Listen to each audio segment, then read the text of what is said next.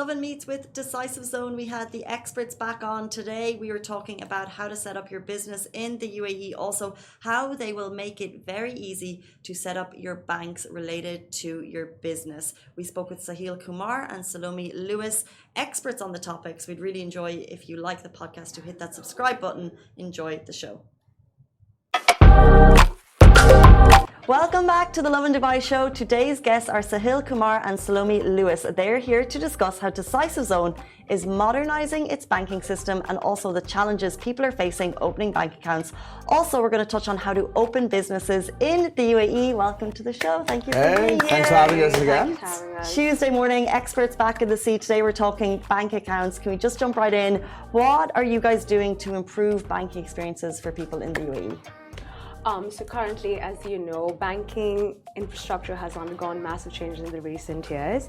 So it is now more crucial than ever that while establishing your business, entrepreneurs get correct advice in terms of business activities and licensing jurisdictions, because the UAE is becoming more and more compliant with international KYC and compliance standards.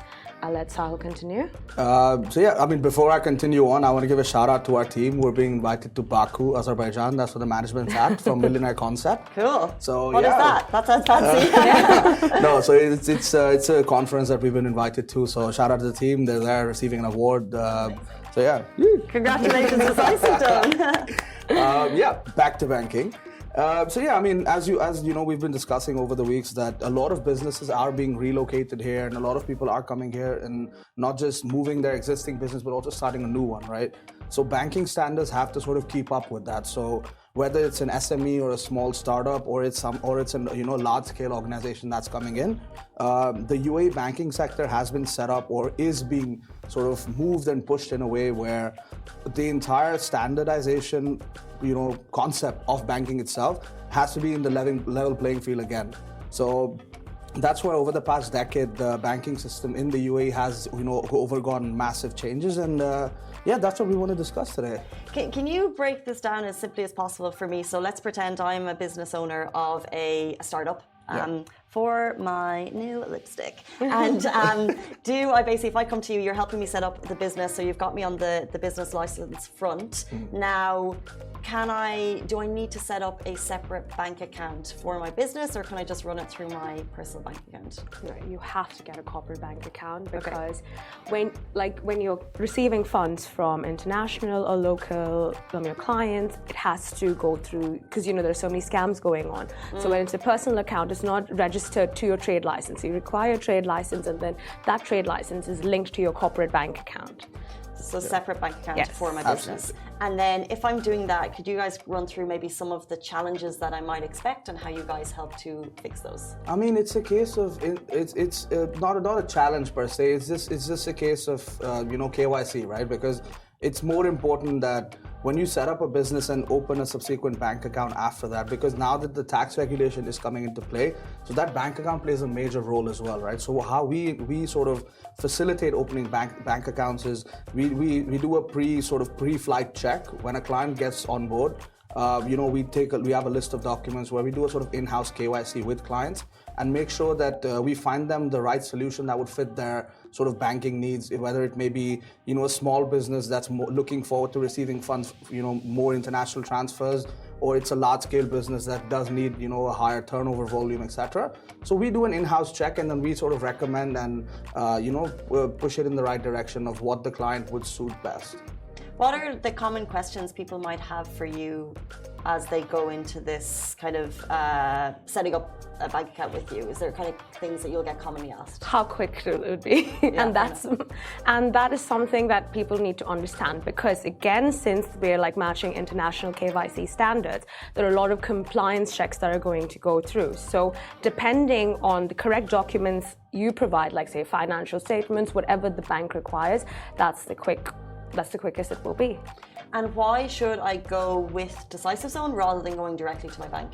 Because that's where the speed comes into play, right? Because it's obviously a free for all, right? Anyone can set up a business and then they can walk into a bank with paperwork, because once we do set up the license, in essence, they have every document that is required to open a bank account on paper. But there are also there may be some confusion as to maybe they're looking, like I said, they're looking for a higher turnover, but they might go into an online, facilitation in sort of banking sense, which may not suit their requirements, and then that causes another delay, and then it's a sort of snowball effect from there.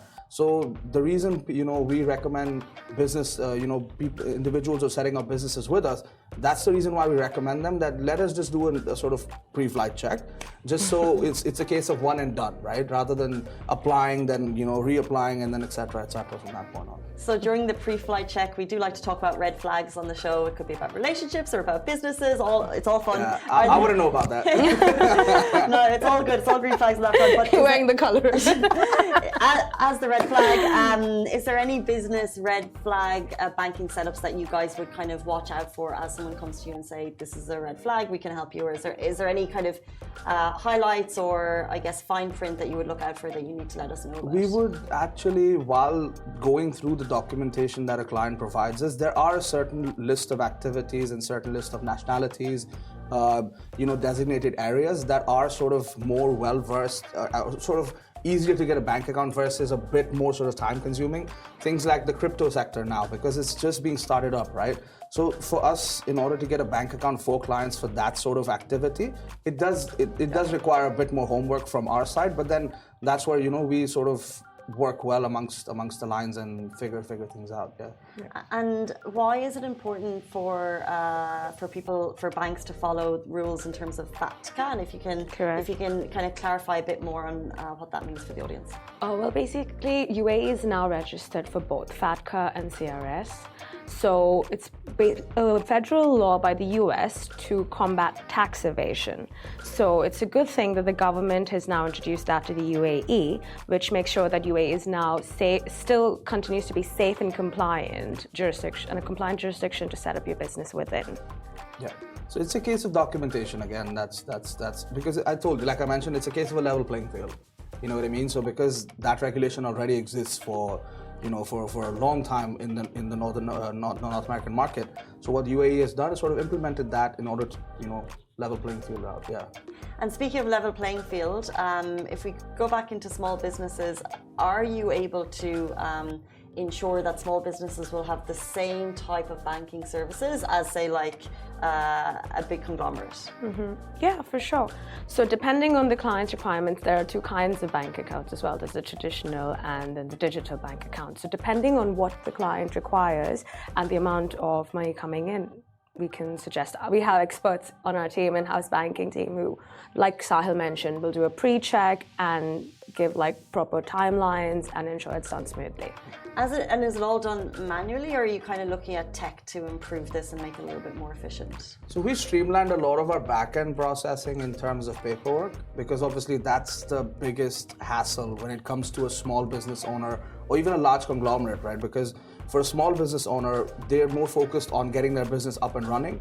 And when you go into a large conglomerate, you're talking about people who have, let's say, a board of directors. There's a long list of stakeholders that may be involved in getting papers signed off, documentation done.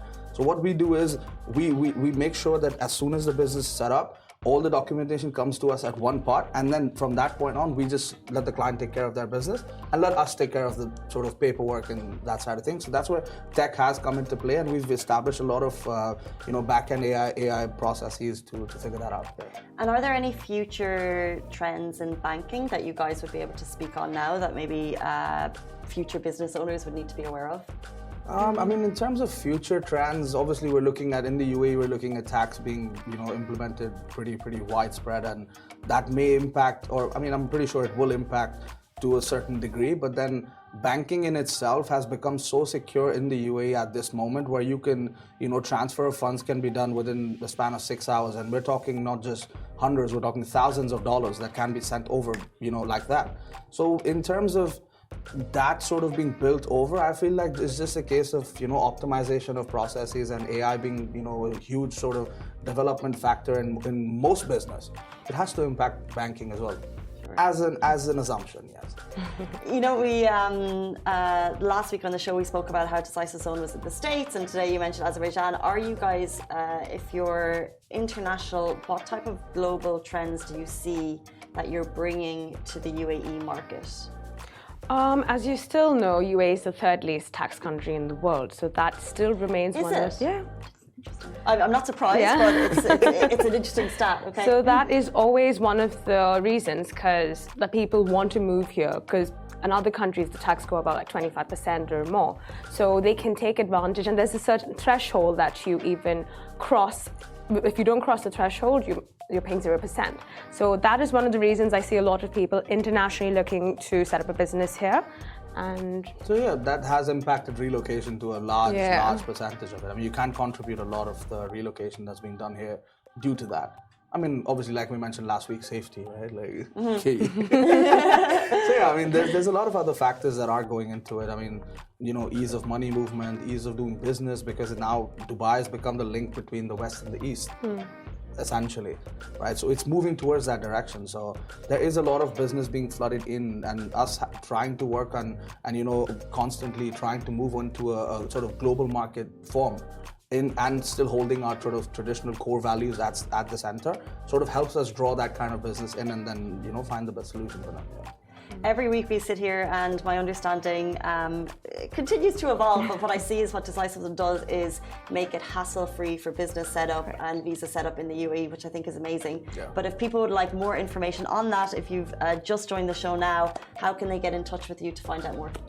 You can always go onto our website. There's a direct line. Just get in touch with any of us, and or just Google Decisive Zone. We're top. No worries. We're always there. Guys, thank you so much for your time thanks this for having morning. thank you so much for having Really us. appreciated you coming in on this beautiful Tuesday morning. We'll be back with you tomorrow morning, same time, same place. Have a brilliant day. Bye-bye.